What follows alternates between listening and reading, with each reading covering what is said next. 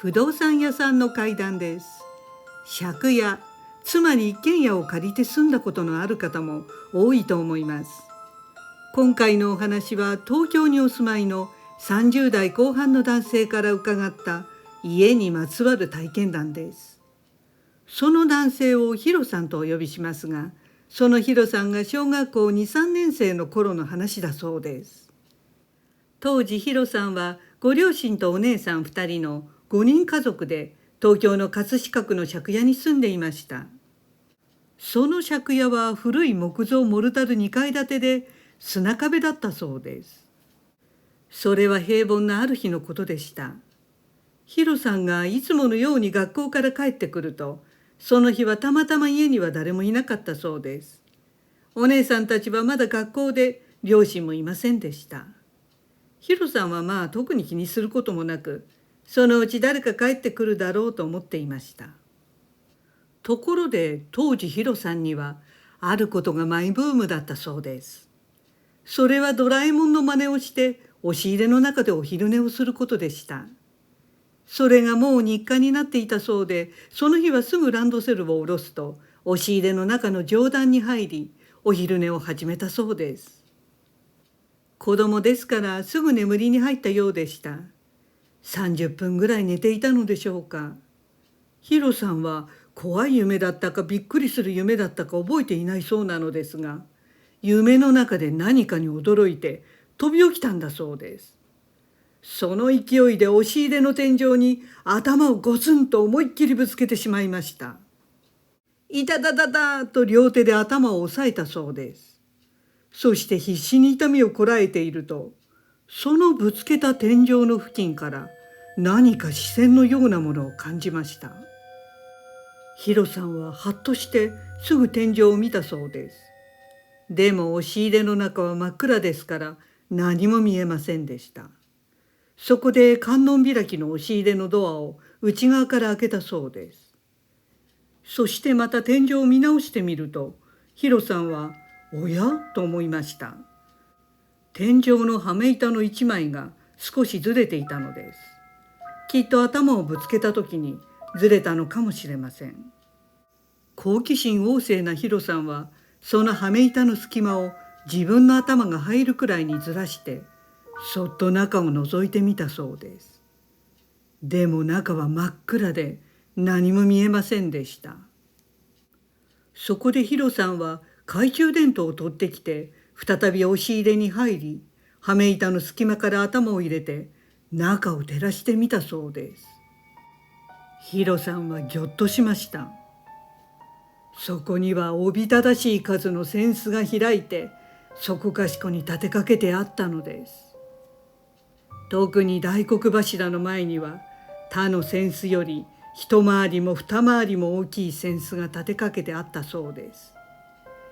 その異様な光景にヒロさんは見てはいけないものを見てしまった恐怖でぞっとしました。慌てて天井の羽目板を閉めて押し入れから出ると震えながらお姉さんたちの帰りを待っていたそうです。しばらくして小学校高学年の2番目のお姉さんが帰ってきました。ヒロさんはほっとして「お姉ちゃん聞いて」とお姉さんに即天井裏でたくさんの不気味な扇子があったと話しました。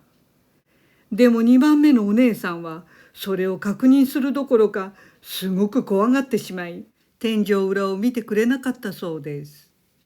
またしばらくすると今度は一番上の中学生のお姉さんが帰ってきました。お姉さんは2番目のお姉さんとは違って興味津々だったそうです。そしてすぐお姉さんは懐中電灯を持って押し入れの上段に登って羽目板をずらして天井裏を確認しました。すると上のお姉さんは顔面蒼白で押し入れから出てきました。そしてヒロさんに「本当だ、気持ち悪い」とだけ言って黙ってしまいました。その後両親に2人で天井裏の扇子のことを話したそうです。すると両親には「そんな押し入れの天井裏なんか開けるもんじゃありません」と逆に怒られてしまったそうです。ところがこの日を境にヒロさん一家におかしなことが起きてきました。一番上の中学生のお姉さんが深夜遅くまで試験勉強をしている時でした。お姉さんたちの勉強机は2つ並んで壁側に置いてあったのですが、その中学生のお姉さんの机の反対側の壁には鏡台が置いてありました。お姉さんは勉強中、時々集中が解ける時があったのですが、ふと後ろで人の気配を感じたそうです。そして振り向くと、後ろの鏡台の前で見たこともない女性が髪を溶かしていました。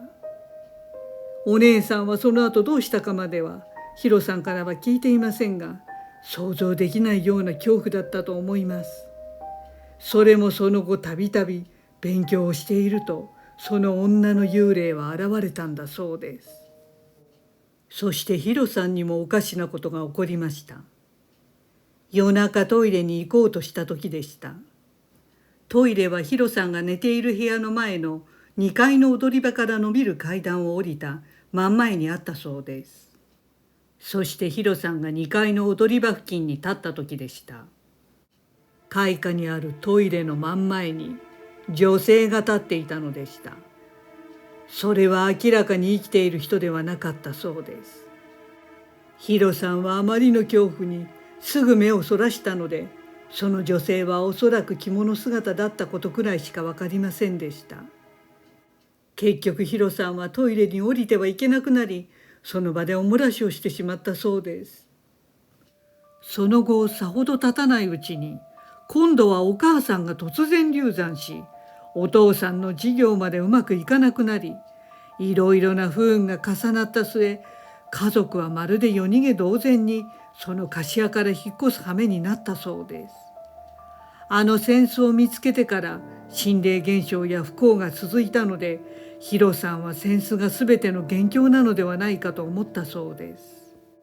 ところで、その屋根裏の扇子を見なかった次女のお姉さんだけ何事も起こらなかったということでした。ヒロさんはあの借家を出てから27年間、一体誰が何のために屋根裏にあんな不気味なくらいたくさんの扇子を立てかけてあったのか、ずっとわからないままでした。そこで一応私も不動産屋ですから、家に関する迷信、仮想や験担ぎなども把握したいので、何人かのその筋の人に聞いて調べてみました。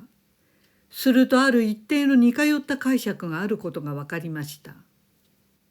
昔家を建てる時に、その家を災いなどから守るため、屋根裏に守りのものを置くことはよくあることだったそうです。